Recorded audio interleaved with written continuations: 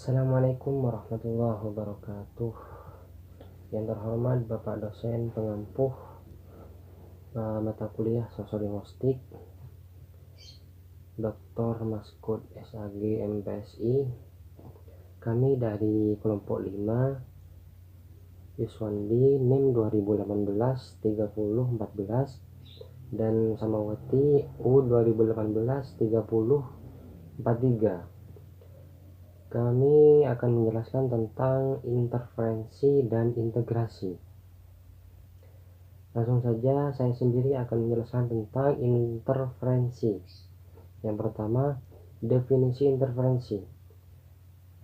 Sejumlah pakar sosiolingvistik mengungkapkan bahwasanya interferensi adalah pengacauan bahasa yang terjadi dalam diri orang yang berbilingual, multilingual, atau lebih. Hartman dan Stock dalam Cair mengungkapkan bahwa interferensi juga dimaknai sebagai kekeliruan yang disebabkan terbawanya kebiasaan-kebiasaan ujaran bahasa atau dialek ibu ke dalam bahasa atau dialek keduanya. Nah, definisi interferensi dalam kamus linguistik yaitu penggunaan unsur bahasa lain oleh bahasawan yang bilingual secara individual dalam suatu bahasa. Nah, interferensi menurut genre dapat dilihat dari berbagai sudut. Yang pertama, interferensi yang ditinjau dari asal unsur serapan. Yang kedua, interferensi yang ditinjau dari arah unsur serapan. Nah, komponen interferensi terdiri atas 3 unsur. Yang pertama, bahasa sumber, bahasa penyerap, dan bahasa penerima. Setiap bahasa akan sangat memungkinkan untuk menjadi bahasa sumber, juga mampu bisa menjadi bahasa penerima, baik itu bahasa Indonesia, bahasa Jawa, bahasa Sunda, dan bahasa-bahasa yang lainnya. Juga interferensi ditinjau dari segi pelaku orangnya, dan interferensi ditinjau dari segi bidang. Nah, mengatakan bahwasanya gejala interferensi dapat dilihat dalam 3 dimensi kejadian. Pertama, dimensi tingkah laku berbahasa dari individu-individu di tengah masyarakat. Yang kedua, dari dimensi sistem bahasa dari kedua bahasa atau lebih yang berbaur. Ketiga, dimensi pembelajaran bahasa. Ini Ohoiwutun yang mengatakan. Terus, berdasarkan teori dan pendapat para tokoh mengenai interferensi, maka dapat disimpulkan bahwasanya interferensi merupakan sebuah fenomena bahasa yang timbul akibat adanya kontak bahasa yang pada dasarnya merupakan pemakaian 2 buah sistem secara serempak kepada suatu unsur bahasa. Yang kedua, faktor penyebab timbulnya bahasa. Menurut Weinreich, penyebab terjadinya interferensi adalah sebagai berikut, yaitu ada 5. Yang pertama, kedewibahasaan para peserta tutur. Yang kedua, tipisnya kesetiaan pemakai bahasa penerima. Dan yang ketiga, tidak cukupnya kosakata bahasa penerima dalam menghadapi kemajuan dan pembaharuan. Dan yang keempat, menghilangnya kata-kata yang jarang digunakan. Dan yang kelima, kebutuhan akan sinonim. Juga Hartman dan Strock ditambah lagi satu faktor, yaitu karena terbawanya kebiasaan B1. B1 ini adalah bahasa asal, maksudnya bahasa yang dari lahir, dari ibu. Juga faktor penyebab interferensi yang lain adalah usia. Seperti yang telah diketahui, perbedaan usia dapat menyebabkan perbedaan kemampuan bahasa. Misalkan usia 50 ke atas, sampai ke atas itu akan menyebabkan interferensi. Juga faktor lain yang mempengaruhi timbulnya interferensi adalah faktor pendidikan.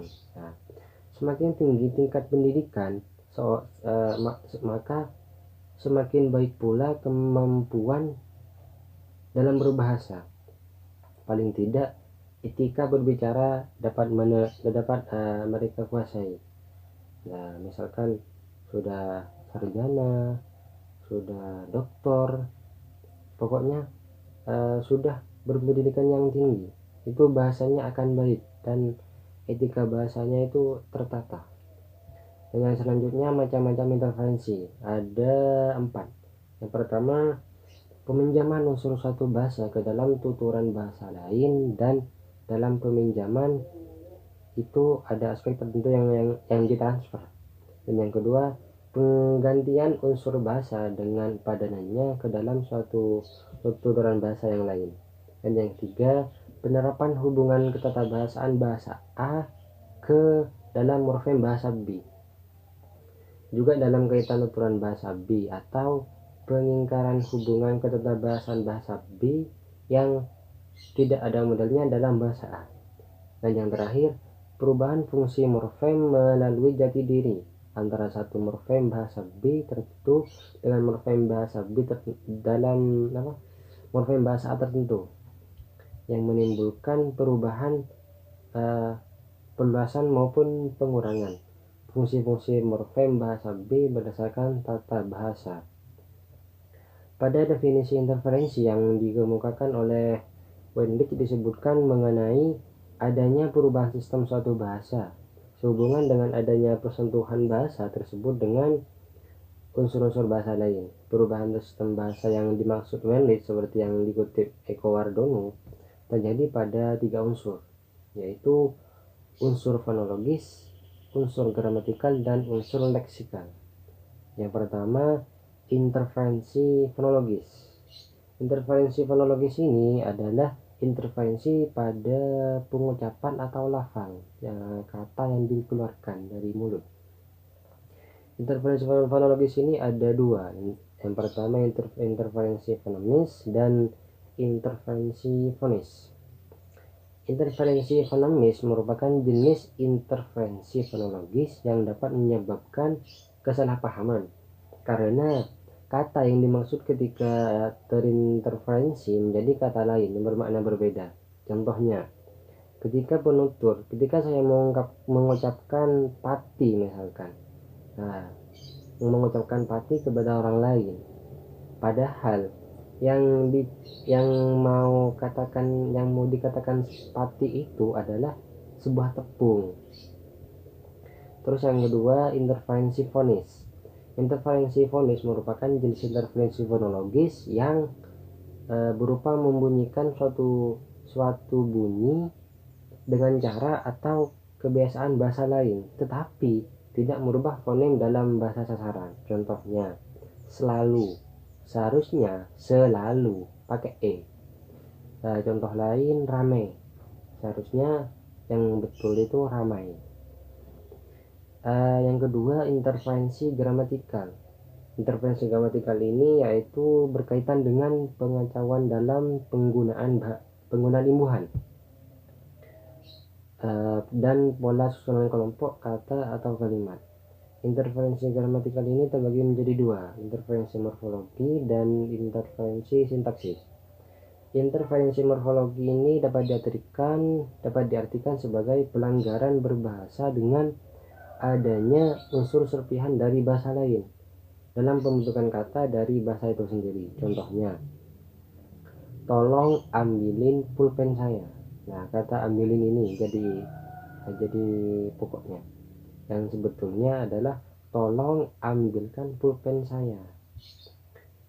Yang kedua, interferensi sintaksis.